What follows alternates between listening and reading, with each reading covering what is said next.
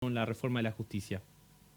Bueno, en primer término, me parece muy interesante tener este espacio para poder explicar en forma sencilla, en forma clara, en qué consiste esta reforma a la justicia federal que se está intentando debatir ahora en el seno del Congreso y quizás se pueda llegar a convertir en ley. Desde ya que me parece que es un momento propicio para reflexionar y debatir si las estructuras de la justicia son las adecuadas a las necesidades de todas las argentinas y de todos los argentinos. Me parece que esto es importante ver si la justicia está acorde a las necesidades que establecen los ciudadanos en nuestro país. Con respecto, para decirte un ejemplo nada más, si es necesario o no la reforma de la justicia federal, para que se entienda, no estamos hablando de la reforma en la justicia provincial o la justicia ordinaria, estamos hablando de la justicia federal que interviene en determinados tipos de delitos, como por ejemplo delitos de corrupción que pueden ocurrir en el Ejecutivo Nacional o cuestiones que tienen que ver en relación a territorios federales o lo que es la trata de personas o lo que es la cuestión de la cuestión de la droga a niveles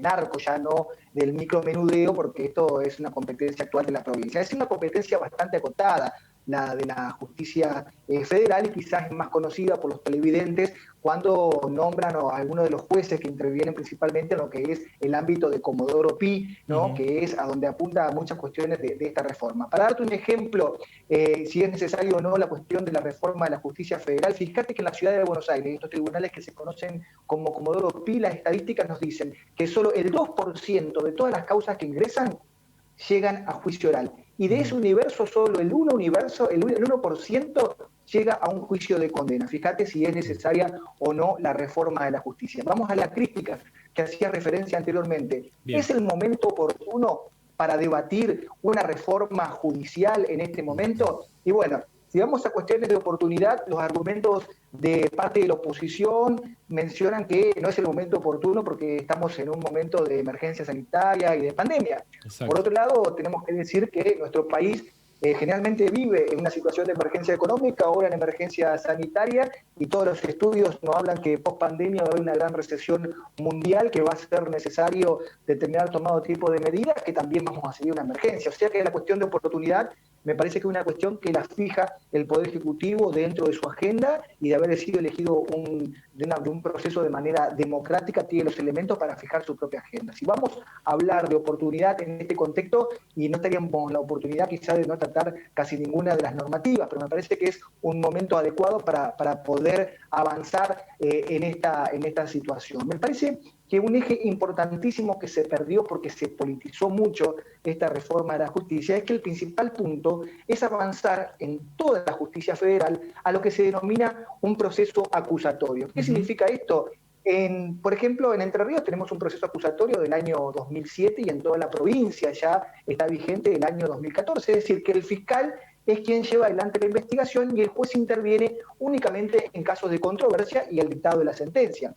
¿Qué pasa en la justicia federal? No tiene este sistema. En la primera etapa, la etapa instructoria, se llama inquisitivo, porque el juez es el dueño del proceso y decide qué avanza y qué no avanza. Esto le da un poder muy grande a los jueces y ustedes lo pueden ver en los casos de Comodoro Pi, con todos los gobiernos, independientemente del color político que tienen, los jueces adquieren importantísima función y renombre. Fíjense que estoy seguro que si le preguntamos a cualquier ciudadano de la ciudad de Paraná o del interior de la provincia el nombre de algún juez de su provincia, quizás lo tengan que empezar 2 veces, pero inmediatamente se van a acordar de Bonadío, de Servine de Cubría, Sí, de claro. Yarril, de Merline, inmediatamente, porque los medios de comunicación son esos jueces de instrucción, estamos hablando, que deciden qué avance y qué no avancen y por supuesto que tienen mucha incidencia en la política. Entiendo en que caso, en ese punto, al quitarle poder a los jueces, se atribuye más poder a los fiscales. ¿Esto es así?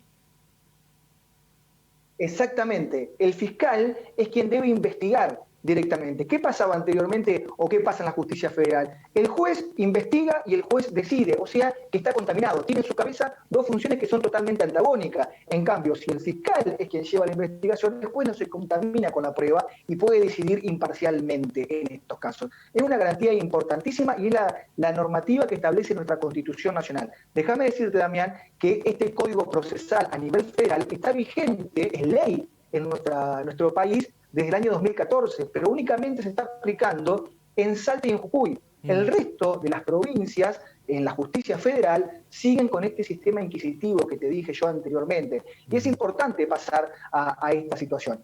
Una crítica que se le puede hacer a este proyecto es con respecto de que se crean muchos cargos de jueces y no tanto así de fiscales, cuando en realidad si vamos a pasar a un sistema acusatorio sería necesario crear más cargos de fiscales, porque estos serían quienes lleven adelante la investigación y quienes adquirirían una posición determinante. Claro. Otra de las críticas que se hace es con respecto a la conformación del Consejo Asesor que estableció el señor presidente para que lo asesore en materia judicial. Primero, entiendo que si bien las personas que se encuentran son todas personas de muchísima trayectoria, no hay nadie del Ministerio Público Fiscal, que sería importante algún fiscal o un ex procurador general de la Nación que pueda asesorar en estos términos, porque si se va a hacer un sistema acusatorio se necesitaría del consejo de estas personas que son los titulares de la acción pública. Lo mismo, tampoco hay representantes de los colegios de abogados ni tampoco de los empleados judiciales, que son una pata fundamental a la hora de determinar políticas judiciales en estos casos.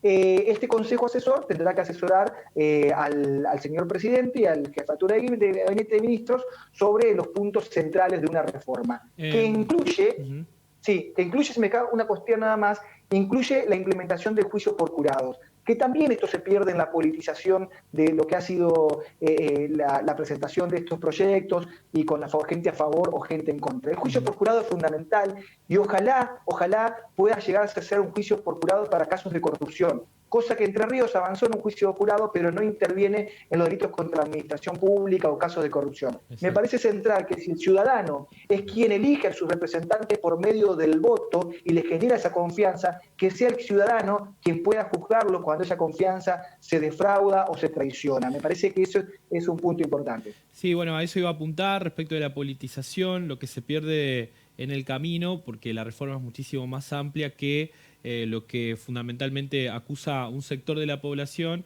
que es tal vez la impunidad que se lograría producto de esta reforma y el beneficio para solo algunos y el hecho de alguna manera generar modificaciones que bueno, desde algunos lugares se critica como innecesaria o fuera de tiempo respecto de lo que está sucediendo. Pero es una reforma más profunda, por eso la voz profesional y recurrir a nuestros jueces como para poder entender desde adentro qué es lo que, no deja de ser una impresión, pero digo, qué es lo que se considera pertinente al sistema tal cual está.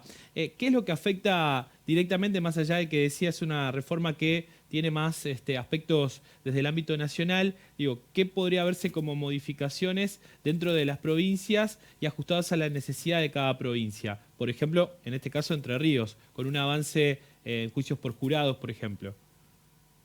Bueno, permitime una cuestión que dijiste vos, me parece central, porque también dentro de los argumentos en contra se han dicho que se puede privilegiar, por ejemplo, a la expresidenta en estos casos.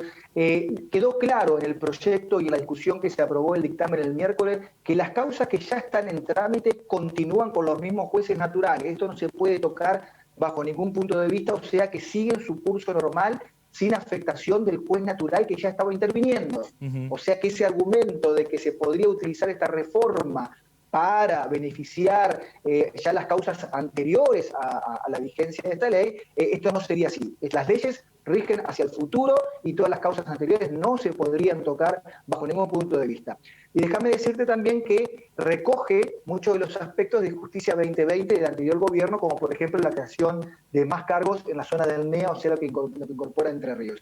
Con respecto a la reforma de la justicia provincial, esto puede ser un puntapié de inicio para el debate. A ver, lo que pasa es que Entre Ríos, desde el punto de vista normativo, ya tiene un sistema acusatorio. No ocurre lo mismo en Entre Ríos que lo que ocurre en la justicia nacional. Por eso nosotros tenemos que hacer referencia a esto. No es lo mismo una causa en Entre Ríos que en la justicia federal, porque una causa en Entre Ríos, supongamos un homicidio, desde que se empieza la investigación por el parte de novedad policial, con la intervención del fiscal, hasta que pasa por la investigación penal preparatoria, hasta el juicio y la sentencia, no pasa más de un año y medio o dos como mucho. Esto en la justicia federal, ustedes ven que terminan prescribiendo muchas veces las causas por los argumentos que ya lo estaba dando anteriormente, por ejemplo, de la justicia de la Ciudad de Buenos Aires, las causas que llegan a juicio. La justicia de Entre Ríos, al tener un sistema acusatorio que es oral en su mayoría, las peticiones del fiscal en la acusación se manifiestan en forma oral, el defensor hace lo mismo y el juez ya puede ir resolviendo las distintas audiencias, le genera una rapidez muy grande, ¿no? Entonces, los tiempos procesales se acortan notablemente, a diferencia de la justicia federal. A ver, yo pienso igualmente que podemos tener la mejor ley posible, que lo que tiene que cambiar siempre es la cabeza de los operadores. Si no cambia la cabeza de los operadores, no importa la magnitud o la importancia de esa ley que tengamos. Es decir, es muy importante que quienes intervenimos dentro de la justicia podamos estar a la altura de las circunstancias, más allá de las leyes que tengamos. Entonces, ese me parece que sería el desafío principalmente, más de la cuestión normativa, que quizás podría plantearse más en la cuestión de reformas al Código Procesal Penal en determinados institutos que hoy generan mucho debate, como por ejemplo lo del procedimiento abreviado, ¿no? Para determinados casos de delitos, que inclusive hay ya, tanto en el Senado como en Cámara de Diputados, algunas posibilidades o proyectos de reforma. Pero lo que pasa es que a lo que avanza la reforma del presidente no tiene cabida en la provincia de Entre Ríos, en la justicia provincial, sí en los tribunales federales que están en nuestro territorio, porque parte del presidente no podría inmiscuirse en cuestiones que tienen que ver con la justicia provincial. Sí, sí, claramente hay algunas modificaciones, varias modificaciones que se introducen, que habla de términos muy específicos respecto de cómo está organizada la justicia y cómo quedaría diagramada a partir de esta modificación. Pero siempre la invitación es a profundizar un poco más en estos temas, sobre todo a la hora de tomar ciertas decisiones, para realmente ser partícipes conscientes de cuáles son los cambios que se introducen y qué ventajas o qué beneficios traerían a todos los argentinos, si es la verdadera intención, ¿no? Porque así ha sido concebido el proyecto que ahora se está debatiendo. Y es muy importante el aporte, intentar bajar un poco a tierra, como se dice, todo lo que está relacionado a este debate que tiene necesariamente la participación de especialistas para poder analizar el proyecto, que de hecho ha tenido algunas modificaciones y bueno, seguramente tal vez va a dar lugar a algunas modificaciones más de acuerdo a cómo vaya avanzando. Por esto, Barbiroto, muchísimas gracias. Quería correrle un poquito de lugar y aprovechar la oportunidad, ya que estuvimos hablando desde ayer de un hecho que ha ocurrido en la ciudad de San Benito, no sé si tiene conocimiento, donde producto de un enfrentamiento entre adultos, una menor resultó lesionada. Y la pregunta es, ¿qué sucede en estos casos? ¿De qué manera responde la justicia? ¿Y qué es lo que se analiza desde su lugar, como una opinión personal, lo que ha ocurrido y fundamentalmente qué sucede con estos niños o niñas que terminan siendo víctimas de hechos de esta índole? Sí, bueno, si te lo traigo a mi disciplina como juez penal de personas menores de 18 años de edad, cuando se hace referencia a las necesidades de bajar o no la edad de punibilidad, porque esto que está diciendo vos, son muchos más los niños, niñas y adolescentes que son víctimas que los que son victimarios en estos casos. A ver, es una cuestión que recién se está en las preliminares de la investigación, es decir, no soy juez de la causa, tampoco tengo conocimiento más allá de los medios. Por supuesto que siempre que hay una situación de algún herido, sea de cualquiera, sea la edad, por supuesto concita la atención de toda la sociedad, no solamente de la justicia, y preguntarnos también la situación del uso de armas de fuego y cómo se adquiere con tanta facilidad las armas, ¿no? Y los cartuchos para poder ser utilizados. Esa es una cuestión que hay que analizar políticas públicas al respecto y cómo es que hay tan fácil acceso a las armas, ¿no? Que es una preocupación sin lugar a dudas. Y respecto, bueno, no es el juez de esta causa, pero bueno, la justicia da garantías, digamos, a los derechos de estos niños y niñas cuando quedan involucrados en este tipo de casos. Sí, por supuesto, hay una figura que es la del representante del Ministerio Pupilar, que interviene en todas las causas donde existe los intereses de una persona menor de edad, por las intervenciones de qué fue lo que sucedió, por qué se encontraba en ese lugar, si los padres brindan los derechos y garantías que le corresponden, por supuesto, y en estos casos, bueno, el proceso, vuelvo a decirte, recién están las preliminares y tendrá que determinar cómo que llegó a ese lugar y las circunstancias por las cuales fue herida esta persona menor de edad. Barbiroto, muchísimas gracias, muy amable siempre. No, por favor, gracias.